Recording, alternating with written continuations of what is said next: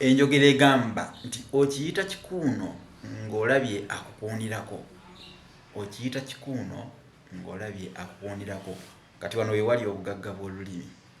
Ekikuuno ekisooka kitegeeza ekintu ekyewuunyisa ennyo, era omuntu asobola okuzikubamu makiikakiika n'azikubamu engalo n'agamba kino kikuuno, nga yeewuunyizza nnyo ekyo ky'aba alabye.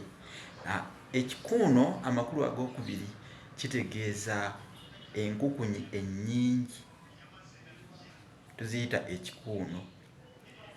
Ekikuuno amakulu ag'okusatu kitegeeza embwa ennyingi ezitambula nga ziri mu byazo, nga ziri mu mirembe, teziruma wabula nga nnyingi, wabula nga zitambula mu ggana lyazo.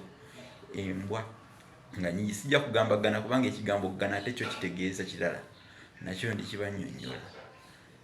Kubanga twagala abantu olumu bategeere ebigambo bye bakozesa, kubanga abamu amakulu gaabyo amalala tebagategeera, tebagamanyi, bakozesa bigambo nga tebabyawudde.